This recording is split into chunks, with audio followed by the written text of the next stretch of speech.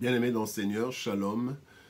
Nous sommes dans la joie de nous retrouver ce vendredi 10 septembre 2021 pour notre dernière méditation biblique de cette semaine et nous vous saluons au nom de notre Seigneur et Sauveur Jésus-Christ. Pour terminer la semaine, nous allons méditer dans Matthieu chapitre 9. Nous lirons les versets 37 et 38. Matthieu chapitre 9, versets 37 et 38. Voici ce que déclarent les Écritures. Nous lisons dans la version Louis II. Alors il dit à ses disciples, « La moisson est grande, mais il y a peu d'ouvriers. Priez donc le maître de la moisson d'envoyer des ouvriers dans sa moisson. » Besoin urgent. Il y a un besoin urgent. Besoin urgent, tel est le thème de notre méditation de ce vendredi 10 septembre 2021. Souvent, dans la plupart des entreprises, il y a pléthore d'argent. Pléthore d'argent et les responsables sont amenés à réduire le personnel, ne pouvant plus le prendre en charge comme il le faut. Le chômage atteint des proportions inquiétantes dans le monde. Cependant, il y a une entreprise qui a un besoin urgent d'ouvriers, car le travail est trop grand pour le peu d'ouvriers qui sont engagés. Cette entreprise, c'est la Société mondiale d'évangélisation, dont le patron est l'Éternel Dieu. C'est ce que le Christ annonce dans le texte du jour. La moisson est grande, il y a peu d'ouvriers. Comment décrire cette société de disciples, merveilleuse société qui recherche des ouvriers d'urgence? La première chose que nous voulons voir, c'est le problème. Quel est le problème? Bien, le Seigneur veut, bien-aimés, que tous parviennent au salut. Selon 2 Pierre chapitre 3 verset 9, il est dit « Le Seigneur ne tarde pas dans l'accomplissement de la promesse, comme quelques-uns le croient, mais il use de patience envers vous, ne voulant pas qu'aucun périsse, mais voulant que tous arrivent à la repentance. » Bien-aimés, c'est le désir de Dieu que tout homme soit sauvé. Pour cela, il y a urgence d'une mobilisation plus grande. Le vaste champ d'évangélisation, bien-aimé, manque de personnel. En effet, Dieu utilise des hommes et des femmes nés de nouveau pour annoncer l'évangile, par lequel ils ont été sauvés, et cet évangile qui sauvera l'humanité. N'est-ce pas qu'il est dit dans Romains chapitre 1er verset 16 « Je n'ai point honte de l'évangile, c'est une puissance de Dieu pour le salut de quiconque croit. » L'évangile est une puissance de salut, une puissance de Dieu pour le salut. Alors pourquoi une telle démission des chrétiens? Au point qu'il y a peu d'ouvriers. Eh bien, il y a 4 raisons principalement. Il y a d'abord l'ignorance. Plusieurs croient que l'évangélisation est une affaire de professionnels, les pasteurs, les évangélistes, etc. Pourtant, bien-aimés, cela est un devoir de tout chrétien ayant reçu le Saint-Esprit. Dans Actes chapitre 1er, verset 8, il est dit « Vous recevrez une puissance de Saint-Esprit survenant sur vous et vous serez mes témoins. » Donc, tout chrétien est un témoin, doit parler du Seigneur, mais plusieurs chrétiens, la majorité, ignorent cela. Et nous avons le Saint-Esprit, or le Saint-Esprit est là premièrement pour glorifier Jésus, pour annoncer, pour faire de nous des témoins. Deuxième raison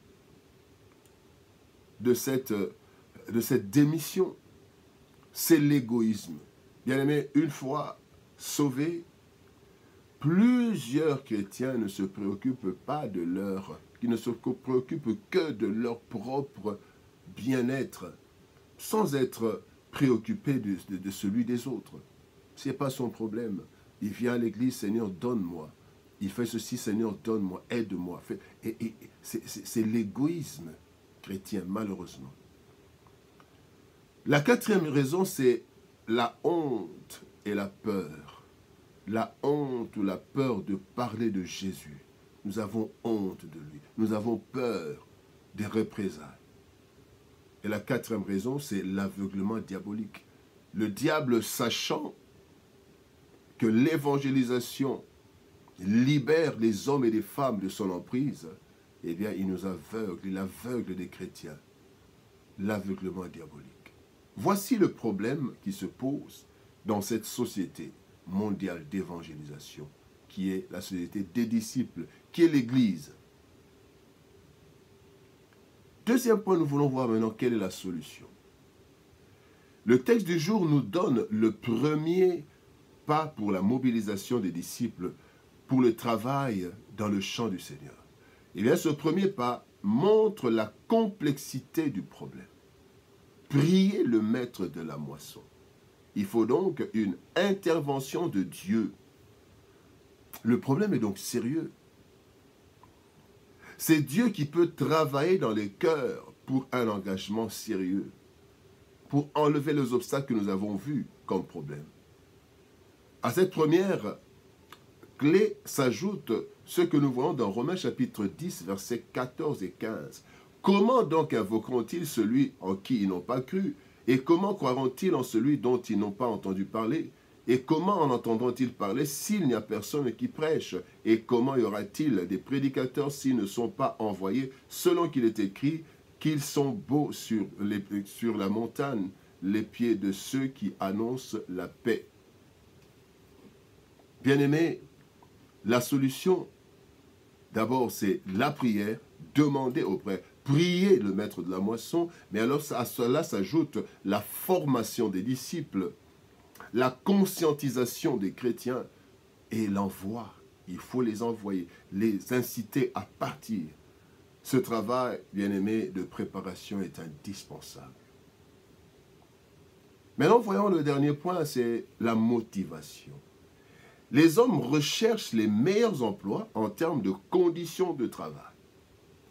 Alors voici les motivations qui devraient rassurer ceux que le Seigneur appelle à l'œuvre. Marc 10, 28 à 30, un jour Pierre demande au Seigneur, et nous qui avons abandonné, qui avons tout laissé, qu'est-ce qu'il arrivera? Dieu lui dit, il n'est personne qui, ayant quitté à cause de moi et à cause de la bonne nouvelle sa maison, ses frères ou ses sœurs ou sa mère ou son père, ou ses enfants ou ses terres, ne reçoivent au centuple présentement dans ce siècle, si des maisons, des frères, des sœurs, des mères, des enfants et des terres avec des persécutions, et dans le siècle à venir, la vie éternelle. Bien-aimés, 5 motivations. Nous avons le meilleur patron, propriétaire de tout. Deuxième motivation, une rémunération multiforme sur la terre et dans le ciel. Une rémunération éternelle. Apocalypse 14, 13. Heureux sont ceux qui meurent dans le Seigneur parce que leurs œuvres vont les suivre. Quatrième motivation, un équipement adéquat. Actes 1er 8, le Saint-Esprit qui est en nous comme équipement pour l'évangélisation. Et cinquième motivation, une assistance de haut niveau. Matthieu 28, 20, je suis avec vous jusqu'à la fin des temps. Bien-aimés, un besoin urgent. Voici une merveilleuse offre d'emploi. L'ignorance, la peur et l'aveuglement font que plusieurs personnes ratent leur engagement dans la meilleure société du monde, où Dieu est le patron et sa rémunération est consistante, sûre et éternelle. En fait, il n'y a pas meilleure société que celle des disciples du Christ. Malheureusement, plusieurs négligent ce grand travail, source de salut et de bénédiction de l'humanité. Prions le Maître des cieux et de la terre d'envoyer des ouvriers dans les champs pour le salut de l'humanité. Que Dieu nous bénisse.